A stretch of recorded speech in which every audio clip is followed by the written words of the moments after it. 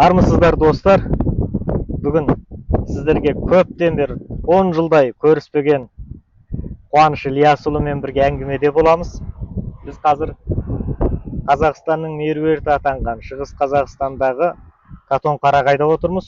Сол жерде халықаралық әуежай салынып жатыр. Соның жанында Бел-Қарағай деген аса бір көркем ауыл бар.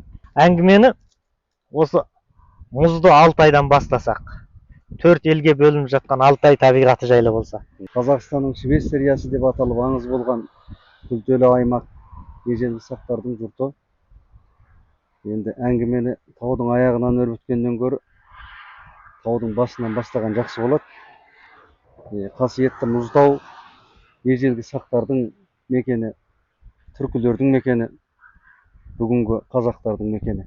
Оның түп тамыры қайда жатыр дегенде кешегі біздің сақтарда, түркілерде жатыр. Соның куәсіндей бүгінде біздің қасиетті мұзтаудың төрт жағын әлі де қазақтар мекенденіп отыр. Ата бабасының ежелгі борықты жұртында түтінін түтетіп, малын бағып, отын жағып отыр. Енді маған осы қасиетті мұзтаудың төрт жағынан да барудың бақыты бұйырды. Қасиетті дәмі тартты. Өр Алтай, осы Алтайдың күнгей беті жағын тарихта Ақтау деп атаған. Иса Байзақтың өлеңінде бар, Алтайдың батысында Ақтау биік, басына бұлт жете алмай тартқан күйік деп айтады. Сонда енді Ақтауды кейін Қытай жақ жаңағы төрт елге ортақ бір шоқы болғаннан кейін бұл достық шоқысы Юй Пың деп алған да. Енді Моңғолия жақты Бесбоғда дейді. Енді мына жағын жаңағы Горный Алтай дейді орысша, Таулы Алтай. Ал біз жағы Мұзтау дейді. Тарихтың сабақтас жалғасындай Мұзтаудың төрт жағында да қазақтар отыр. Тіршілігін қылып жатыр. Соның бір алтын саласы, үлкен аңғары Алтайдың теріскей беті осы Катон-Қарағай. Әсілі бұл ежелгі түркі тілінде Хатун-Қарағай. Ана, қаныша, ұлы ана деген мағынаны білдіреді. Кейін енді қазақты ұзақ замандар өзге халықтар, өзге ұлттар биледі ғой, егемендіктен бұрын. Сол кезде жаңағы орысша Катон-Қарағай деген дыбысталу күйінше ауызша солай алынып кеткен. Бірақ нақтылы тарихи материалдарда, зерттеу еңбектерінде бұның Хатун-Қарағай, яғни бұқтырманы Қатын су деп алынған. Ал Оралханның шығармаларында да Қатын су деп аталады, жаңағы бұқтырма. Сол үшін біз енді тарихқа құрмет ететін болсақ, бұны Катон-Қарағай деп алғаным дұрыс болады. Осы Катон-Қарағайымыз әзіргі тілмен айтқан кезде мұзтаудан құлдағаннан кейін қасиетті Қаракөл, тау басына тұнық қалған бір ғажайып мекен, киіктің көзіндей мөлдіреген, сорпаның бетіндей шымырлаған толқындары барша адамзатты өзіне іңкәр етеді. Рахман қайнары аңыз болған Сысты қарасан, ол жерде де көл бар, арнаулы санатория бар. Оның да орны бөлек. Одан бері қарай міне Қарайырықтан құлдасақ, біз Берел, Өрел деген ауылға келеміз. Өрел деген осы Катон-Қарағайда ең үлкен ауылдардың бірі. Тарихта Катон-Қарағайда 57-58 ауыл болған деп жазылады материалда. 1928 жыл құрылған екен. 13 округке бөлінген, яғни 13 әкімшілік орталық. Береліміз 6000 жылдың алдындағы, 6000 жылдың алдындағы жабайы жылқыға алғаш рет құрық салып, алғаш рет қол үйреткен сақтар екенін әлемге мойындатқан және Берел қорғандарына нақтылы дерек табылып отыр. Бұл біздің кешегі қоныстану тарихымызды, этнографиялық тарихымызды, қолөнер тарихымызды жаңегіндей ғасырларға жетелеп кеткен қасиетті аймақ. Сол үшін де ол жерге ат басын бұрмайтын саяхатшы жоқ, серуенші жоқ.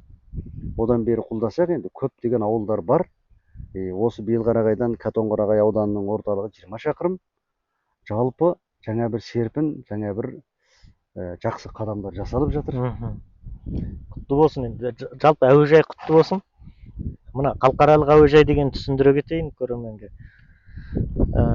Әуежай, ішкі әуежай, халықаралық әуежай деп көп бөлінеді. Халықаралық әуежайдың сипаты әлемнің төрт бұрышынан миллиардерлер бар ғой, жеке ұшағы бар адамдар еркін келіп қона алады. Жеке кішкентай әуежайға келіп қона алмайды. Сосын егер сұраныс аса күшті болып жатса, әлемдік туристік аймақтар бар ғой. Мысалы Дубай, Сингапур сияқты әлемнің ең дамыған елдерінен тіке ұшып келіп қона алады. Ол не деген сөз дегенде, мынау қазір Starlink әлемге жалпыласқан сайын, интернет бүкіл аспаннан қараған сайын, қазір бізге де осы жерде отырып компьютерде жұмыс істеу қолайлы болып қалды да. Мынау қалада қалың кептелісте жүргеннен гөрі, міне қымызы бал татыған, ауасы кәусар жерге келіп, интернетпен жұмыс жасайтын адамдар үшін бұл бір жәннаттай мекен болып жатыр.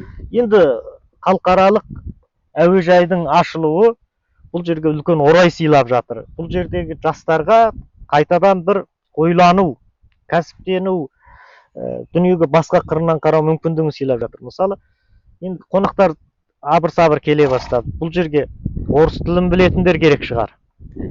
Ағылшын тілін білетіндер керек. Және Қытай тілі деген сияқты әлемнің маңдайалды мықты тілдерін, әсіресе ағылшын тілін білетін жастар керек. Сондықтан бұл жердің тынысы енді ашылып жатыр деп ойлаймын өзім. Әрине. Енді дәл осы ауылдың іргесінде 1-ақ километр жерде әуежай болғаны ғажап қой. Осыны қандай көріп келдікпен таңдап қалдыңыз? Енді бұл бір көрегендік емес енді. Алланың бұйыртқан бір сыйы шығар. Біз енді елге оралғанымызға 7-8 жыл болды міне. Осы жерге келіп, өзіміз демалып тұратын. Басында үйіміз болған, кейін туыс-туғандар келді. Сосын артынан енді біз мал шаруашылық бағытында жұмыс жасайық деп ферма құрғанбыз, ет-сүт бағытында. Ода енді қаз-қаз басып келе жатыр. Сосын кейін енді бұл мал шаруашылық менен саяхат деген нәрсе екеуі екі сала құсағанмен бір-бірін демейтін, бір-бірін толықтайтын, бір-бірін сүйрейтін қос кәсіп, домбыраны қос жерін дейді. Осы барыста басты бір қиыншылық менің ойлауымша еңбек күш мәселесі сияқты. Иә, оған дұрыс айтасың. Бұл жерде қазір біз бірінші экономика болса, ақша болса, бәр дүние шешіледі деп ойлаймыз. Көп адамдар, 99% адам. Бірінші ақшаны ойлайды. Бірінші ақшаны ойлаймыз. Ол әсте олай емес. Ақша шешпейтін жұмыс 99. Ол айлығын дұрыстап берсең де, алдымен саған білімді адам емес, сапалы адам керек бұл жерде. Уақыттық пайданы көздемей. Уақыттық пайданы көздемей, тұрақты қызмет өтейтін, және сол жұмысқа өзінің жауапкершілігі менен, ынты-шынты менен кірісетін, мысалы осыған қызметкер болсын, малға қарайтын адам болсын, осындай адам өте тапшы. Осы орайда мына тыңдармандарымызға айта кететін нәрсе, көп адам жұмыс жоқ дейді да, тығыз қалаға барып сығылысқан өмірге кіріп алады. Ал мынадай ең тегін байлығы бар жерде бір жағы білмейді, осындай мүмкіндіктер бар екенін білмейді, аралап шықпайды, көрмейді, саяхаттамайды. Сосын қыспақта өмір сүреді да. Ал кәсіпсіз жүрген адамдар, ал мына жақта сіз сияқты кәсіпкерлердің қарымды, қабілетті, тиянақты, бір істі соңына жеткізетін тыңғылықты кәсіби мамандарға зәру болып отырған жағдай тағы бар. Бұл енді өз басымда да бар. Мысалы, көбінде жігіттердің көбі 10 күнге келеді, бір қарызымнан, кредитімнен арылсам дейді, одан кейін ұшты-күйті жоқ болып кетеді. Бұл жердің мүмкіндігі меніңше өте үлкен, бұны әлемдік деңгейде ойласу керек.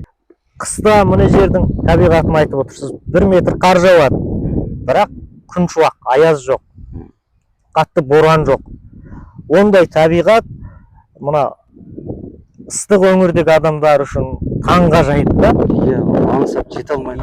Бұл жердің жазына да таңғаламыз, күзіне де тамсанамыз, бірақ қысы тіпті ғажап байлық. Бұл арқа өңіріне қарағанда бұл жақта боран азырақ. Боран аз. Сондықтан бұл жерде қысы жазы саяхатпен айналысуға, әсіресе шетелдіктерді баурауға мүмкіндік өте жоғары. Жастардың ендігі кәсіптенуі өте қиын бір қадамға бара жатыр деп ойлаймын. Себебі көп дүниені енді жасанды интеллект атқара бастады. Ал енді айына 1 миллион теңгені Астанада офисте отырып та табуға болады. Алматыда офисте отырып та табуға болады. Бірақ Катонқарағайда отырып та айына 1 миллион теңге табуға болады. Қай жерде отырып ақша тапқан дұрыс? Адам қандай жерде өмір сүріп, қандай тағам жеп, қандай көңіл күйменен өзінің өмірін қорғау, көңіл күйін қорғау барлығын естіп отырып ақша табатын болса, көріп отырған жерлеріңіз Белқарағай сақ саяжайы деп аталады. Бұның аты Белқарағай деген ауылымыздың құрметіне қойылған. Қазақстан Республикасының Шығыс Қазақстан облысы Қатонқарағай ауданына 20 шақырым. Аудан былай қарай 20 шақырым алыс. Әуежайға 1 шақырым жер.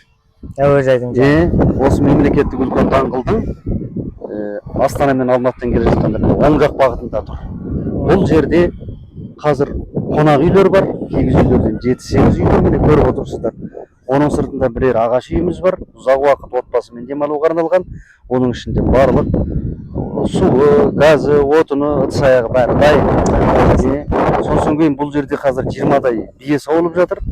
Саумал ішем, кішкене қуаттанам деген адамдар сол жаңа ағаш үйге жатады. Саумалын күнделікті ішеді, қымызын ішеді.